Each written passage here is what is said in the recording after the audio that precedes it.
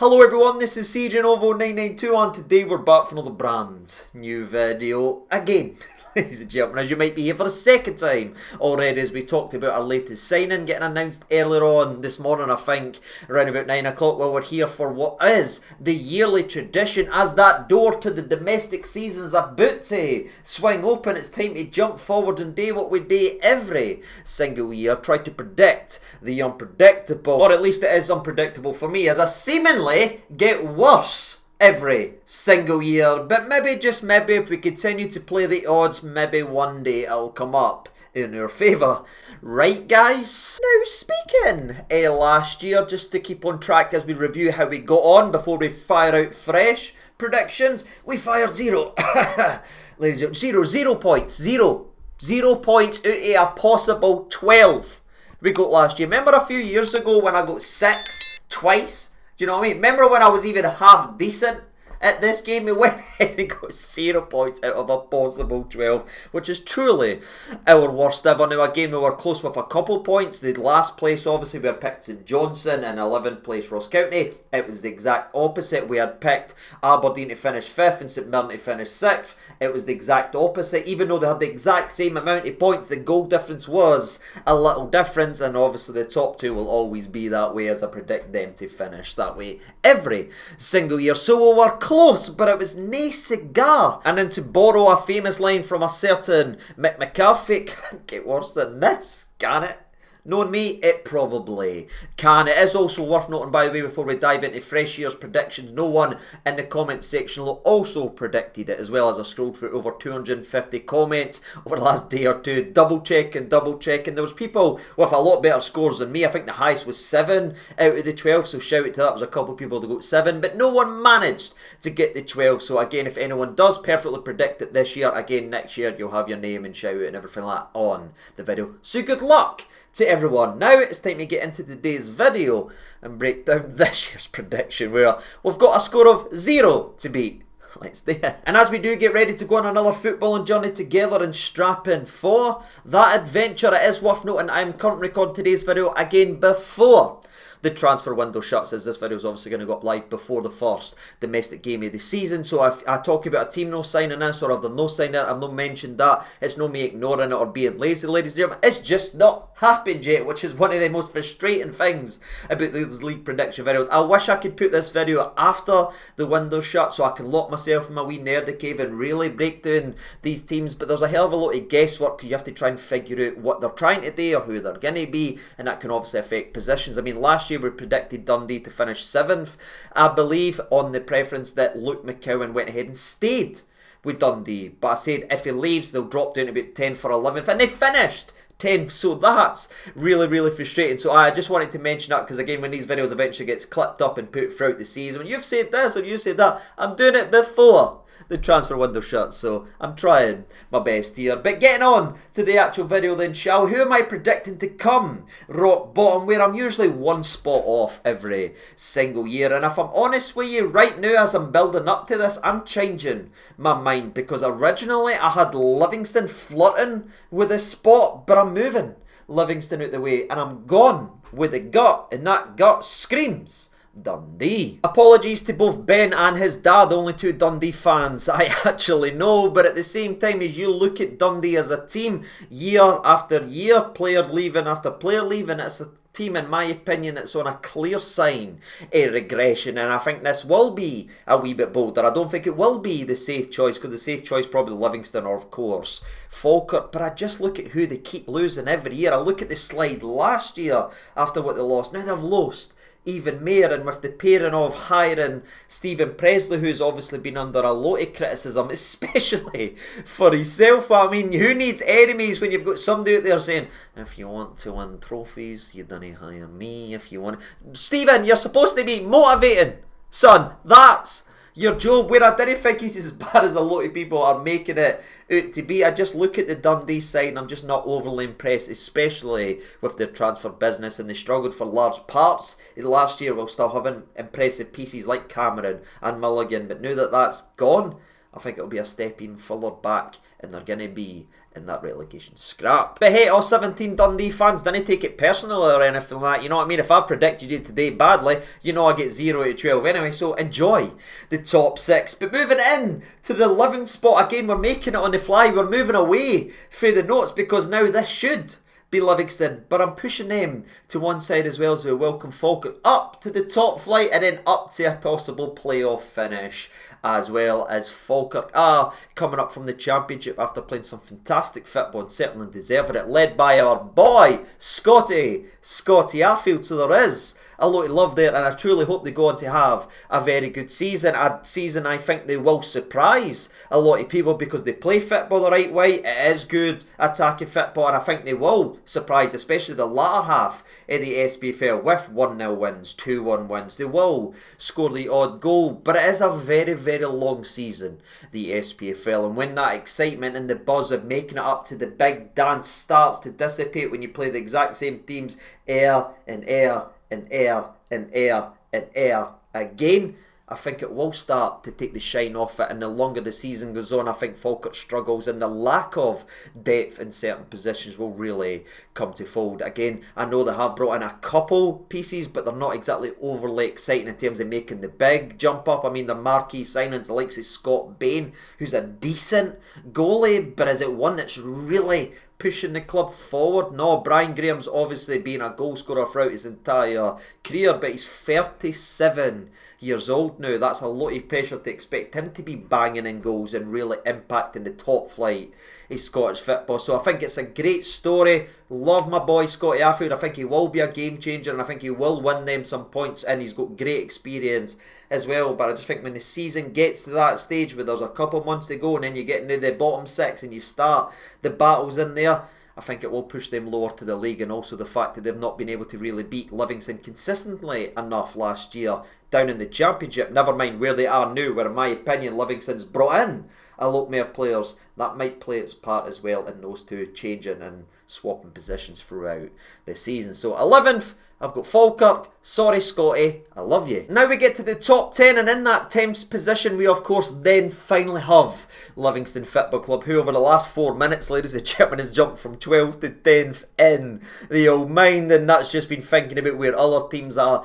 and their signing. And honestly, the managerial position, where I do rate the Falkirk manager by the way, and I think he is low-key very underrated, I just know what I get from Martindale, especially in the top flight of Scottish football. He can grind out the results, he can overachieve, and that's when he was on a shoestring budget, and by God did he let us know about that. And in the season that finally defeated the Martindale train was when the budget was the worst that it's ever been, and he wasn't able to recruit, he wasn't able to do anything like that, and he was heavily restricted, so it looked like a foregone conclusion that he was finally gone down, and he did go down. But ladies and gentlemen, that budget has been slightly increased, and Livingston have been able to refill the ranks and get a real squad depth that you're expecting from a Martindale side at Livingston, where it's 1 in, 1 out, 1 in, 1 out. Again, no any big massive stars or anything in the team, but it's smart business. The likes of Blaney coming in from Motherwell will slot into the defence and they the Martindale role. You've got the young laddie for Celtic joining them from loan in terms of Montgomery, who probably at the age, I think he's 23 years old, feels like this is his season where he needs to show something here, as it's clearly never going to work out at Celtic now. I think that's obvious the case. The door is open for him to now get development and then kick on with his career. So I think he'll be young, he'll be hungry and ready to buy in. And then you've got some wild cards as well, the likes of Yannick Wanner as well, a winger who, again, there's no a lot actually out there about him in terms of we don't know what he's about, if he can handle up here, but he looks very, very direct, and he looks very, very frustrating to play against. And if you think about how Martindale's going to set up with the counter-attacks in behind, getting a strong runner like that, getting someone who can be a wee bit unpredictable, that's the Martindale special. He dips into the bag, pulls out a name, and then they become a pain in the jacksie all season long. There's potential jacksie pains throughout that Livingston recruitment this summer, and again, I'm giving a lot of credit to the manager. I think he done so well in the top flight considering what he had. Now he's got a wee bit more, and I'm expecting that to be enough as well. Again, the difference with in the head-to-head with Falkirk, his good record against Falkirk, again, as I said in the last one, could swap them positions and push them up in there. So Livy, Martindale, 10. So in short, I basically just believe in David Martindale. You're welcome, free wrestling fans that understood that reference. But moving on to the number 9 position is when it starts to get a wee bit nippy, and it's ironic because I keep going back and forth between the two teams, which the irony only gets stronger when you look at who they are. And that's Kilmarnock and tomorrow's opposition in terms of Motherwell. And the why that is so ironic is because Stuart Kettlewell, the former Motherwell manager who quit because of the abuse he was getting for the fans, is now at Kelly, and then it's set up to be a very, very spicy season where there's a hell of a lot of motivation, and I keep going back and forth. And Motherwell are what they are, you know what I mean? Doesn't matter who they lose, doesn't matter who they play, they're always float in and around that position. Kilmarnock has one season where they look very good and threaten to push into the top 5, then they fall away again, but there is no McInnes now. That opens the door for a potential decline, absolutely. But I just think with how motivated Kettlewell will be, based on what happened at Motherwell and everything that was said, he will give absolutely everything to this job in Kelly, and I think they've got good players and they've brought in some decent players, so I'm actually going to swap it out there, and I'm going to go with Motherwell in the 9th position, who have been also gone through their own managerial roundabout, as you could probably imagine. But if you would like to see maybe an individual preview video on terms in Motherwell, let me know and we could possibly upload for the 3rd time today down in the comment section below. But Motherwell for me are sitting in 9th. Which means number 8 is of course going to be Kilmarnock for a lot of the reasons we just went ahead and mentioned, and I think Kettlewell will just have that extra bit and he'll just get the edge of Motherwell and he'll win that individual duel. I really think he's a decent manager, and I think he's shown that in his time in the SPFL. His only real negative is sometimes these signings are swinging a miss, and of course the fact that he cosplays as David De Gea is also pretty strange. But I do like some of his additions this summer, you know what I mean? They've kept a lot of the likes of the Watsons and everything. They've still got some decent weapons there. I think Brad Lyons is a very good player, but they brought in the likes of Toffany from Dundee, who's an okay addition, who's got a wee bit an eye for a goal and has a wee bit of creativity. But his best signing so far in the transfer window is going to be Kilty, in my opinion, who is a bread and butter SPFL player, but you know what you get for him, and you can see it working at Dundee, and having the wing options on the other side that we've already spoken about many times, but the likes of Matty Kennedy as well, then you've got Kilty, then you've got Toffany. They've got options and chances and players that can create out wide, and I think that will just create more goals and that will tip them over the edge. So 8th is Kilty. 7th will surprise a lot of people here, and I think I am going to be completely on my own in terms of this prediction, but I do feel like Dundee United will be floating in and around here, which I know sounds ridiculous because they were fantastic last year, and I did get that wrong because I think I predicted them to finish 7th last year as well, and they went on to have a great year, so you're welcome Dundee United fans. But I just look at them as a team, and I know the recruitment's obviously come under fire recently because they just fielded an entire team that never had a Scottish player on, but at the same time Big Ross Graham was injured, or he'd have been in there. There's a lot of panty waiting in today's society, you know what I mean? Everyone's waiting to be offended by everything, so everyone's slaughtering Dundee United for not fielding a Scottish player. Their best player, in my opinion, is a Scottish player. It just was injured, so I'm not really looking at it from that perspective. Goodwin's obviously an experienced manager as well. He had obviously a bad time at Aberdeen, but he was very good at St Mirren, and I think put in a position where they still are benefiting from based on what he put into place. His signings are obviously big swings this year as he's went proper outside his scouting region, you know what I mean? So there isn't a lot of information out regarding these players. There's a lot of big home runs, or big swings I should say, that will hopefully turn into home runs for them. But I just look at them, I think they are a good side. They're going to have a wee bit of a European distraction as well, but no one is talking about the fact that they've lost Big Dalby. They've lost their goal scorer up top, and that's what wins you games. That's what wins the 2-1s. That's what wins the 1-0s on the big long undefeated runs. It is built on a goal scorer. And again, I'm recording today's video at the time that he's not at Dundee United, and losing their top goal scorer last season for me will affect them. And just getting to that point where after you've came up for the Championship and proved all your doubters wrong, Dundee, Kilmarnock, Hibs, they all go through it. The second season, the second sophomore season, if you will, does sort of falter. So I'm going to stick with it. I know as ridiculous as it sounds, but Dundee United for me 7th. Now on to the top 6 we go, and this is truthfully when it becomes really difficult, as I like so many different aspects of the clubs that we're then going to talk about, either their core that they've got, or maybe their recruitment, or their manager additions, or their changing manager. There's wee bits that I think, could be effective, could be good in the league. So it is very, very tight in there, but in my opinion, I'm going to go again with the gut, and in its 6th spot, I'm going to go with the Saints that are of the Mirren. And speaking of them, just previously in terms Jim Goodwin, again, they do play good football on occasion. They do know how to get the best out of Scottish football, and they're a team that always just punches again above their wage bracket, again above their transfers and how much they are allowed to spend. For me, they are a well-run club, and they do well every single year. I like their transfer business as well, bringing in George, who obviously the big goalkeeper, played for Livingston for a couple of years. I'm sure he'll spawn and turn into Manuel Neuer if he plays against us in the upcoming season. But also the likes of the addition of the hammer thrower Liam Donnelly also shows the other side of St Mirren, right? They can play nice football. Hara's obviously a very, very talented player, but they're so incredibly one-rounded. They've got the good players like the O'Haras and that, but then they've got the hammer throwers, they've got the Gogiches, they've got the Donnelly. They know how to do the ugly side as well, and I just think they're perfectly suited to Scottish football, and they're balanced in all departments. They've got the goals, they've got a decent goalie, they've got the hard-working defenders slash guys that are willing to throw bodies about. They're just built for Scottish football, and that's why for me they do well every single year, and could even go higher in my opinion, but I'll stick with 6. And honestly, I don't know why I'm doing this, ladies and gentlemen, because at 5th I've got Aberdeen in there, and that could easily interchange, and it probably should interchange, but I'm willing to roll the dice one mere frickin' time to see if I get it right this year, as only goal difference stopped me from being right last year. And Aberdeen are such a weird team, because believe it or not, despite winning a trophy last year, there is some Aberdeen fans that aren't 100% sure on their manager, and I think that's based on what happened pretty much the rest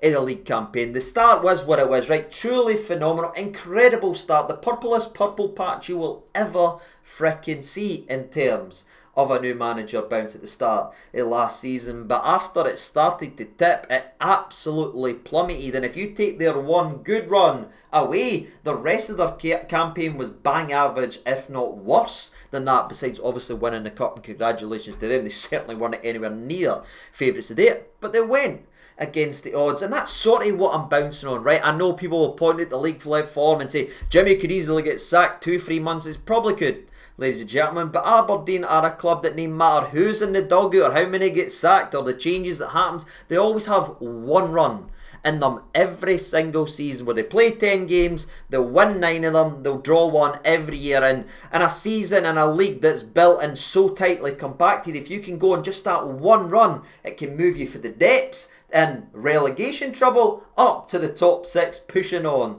those European spots. And I think that's where Aberdeen will flutter all season long, and I think they'll go on that run they always seemingly go on, and it'll be enough for a top 5 finish. And again, I'm taking a lot of winning that cup, the confidence they'll go from that to push on, but just not enough yet to push into the top 4, as their manager and the new players they're bringing in are obviously still a wild card in terms of performing week in and week out and throughout a freaking full season. Now on to the top 4 we go, and it's truly the recruitment and the new additions that are separating this team, because I'm not that impressed so far with Aberdeen's. I know they've got like a loanee from Sunderland who will probably turn into Ian Robin whenever we play against them. They brought in a centre back for Portsmouth, but there's nothing really there that's making it stand out. So when you move to the top 4 teams, you can at least see something what they're doing, or the players they've went ahead and kept. And truly it's a battle and a shootout between the 2 Edinburgh sides here, and as I'm filming I'm not 100% sure who I'm sticking with, but again I'm gone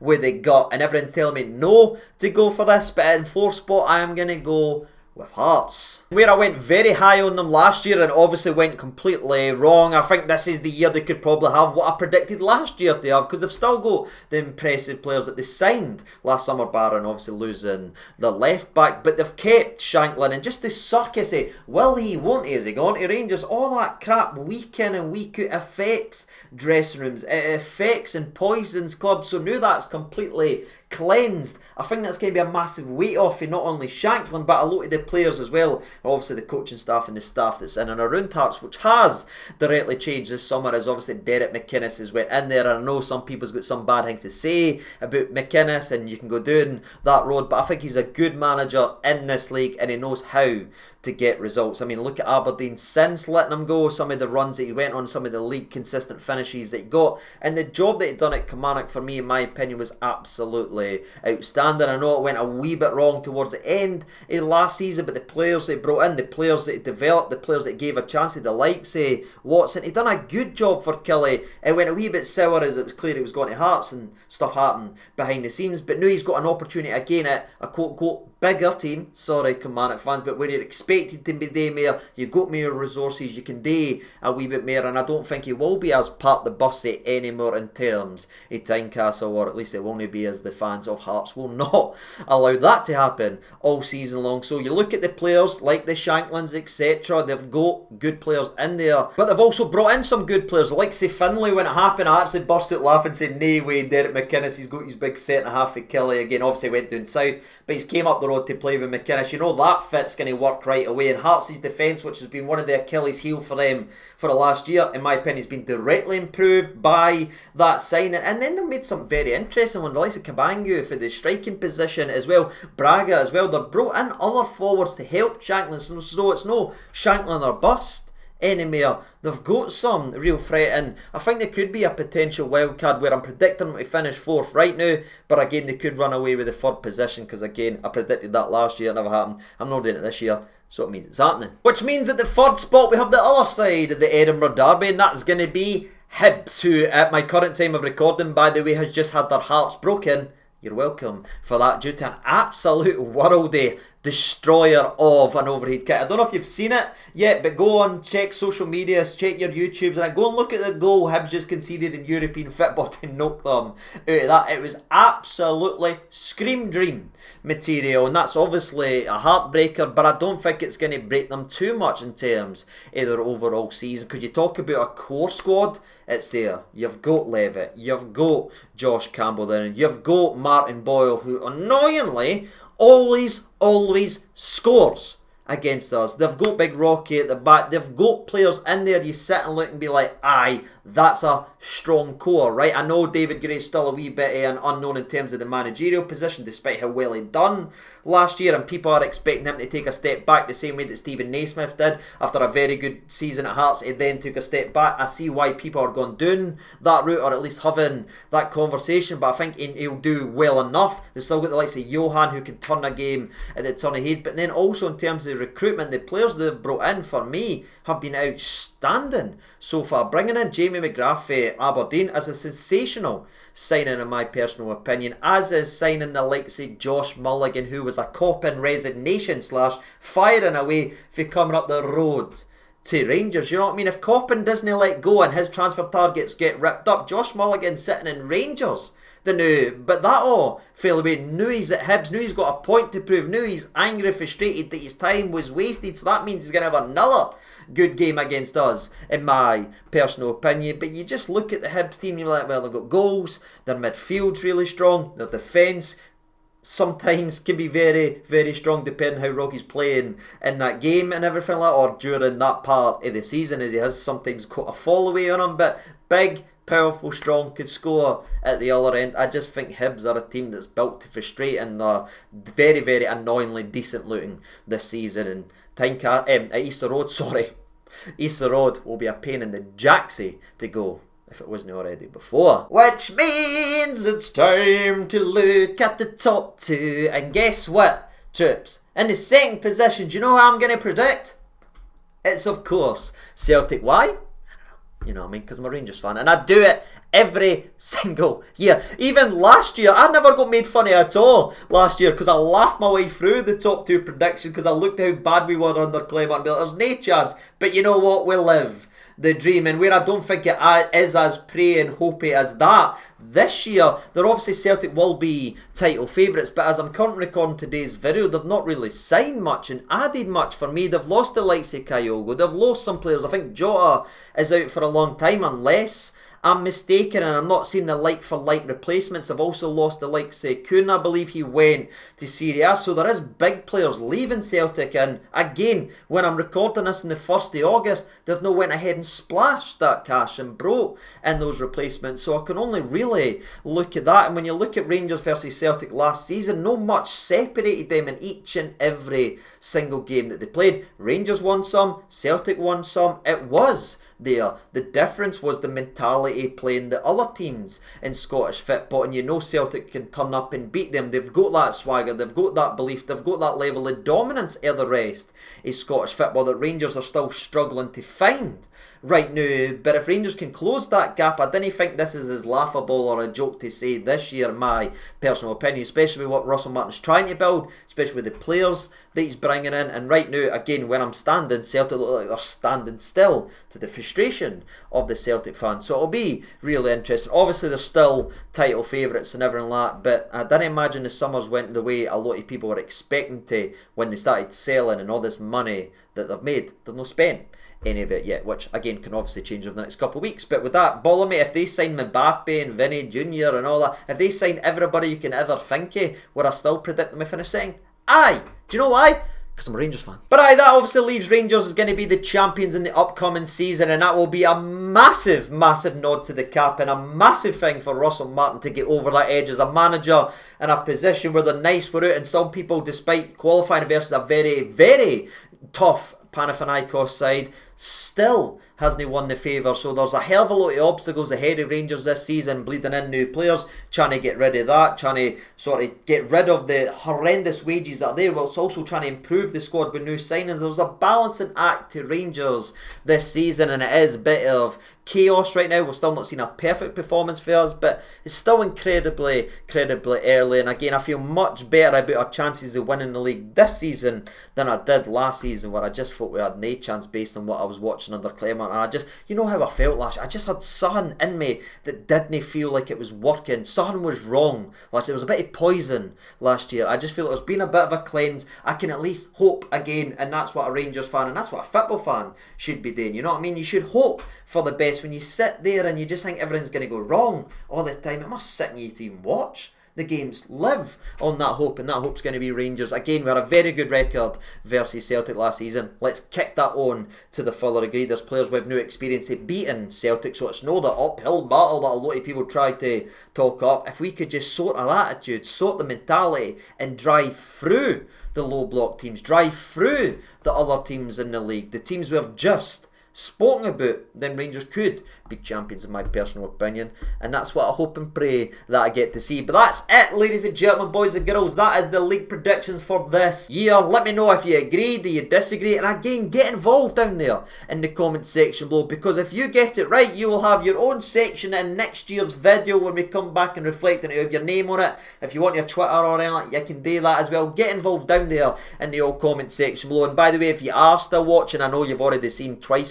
two videos of me today, but if you would like to see a preview of Motherwell, I can try and squeeze that in later on. And if you feel like this is enough right now, let me know down in the comments section below. But that's it for another year. The door is swinging open. It's almost time to jump into the old Ford Park and relive the frustration. But until then, I've been Sieging overnight too. Thank you so much for taking time out your day to sit and listen to this grey guy probably several times stumble at his words and try to think of his next liner. But before we do wrap up, as always, shout out to the legends that are signed up to the channel. Legend memberships, it's never taken for granted, and you honestly didn't need to sign up to that, but the fact that you are willing to do that is honestly outrageous. I certainly didn't deserve it, but thank you so much. And again, thank you to those that are signed up to the supporter range as well, which is also far too generous and far too kind. But that's me for right now anyway, and this video. I might be seeing these again if you want, and a Motherwell preview and anything like that, you can let me know. But until then, I've been Sieging overnight too. Thank you so much for watching. All the best, and bye-bye.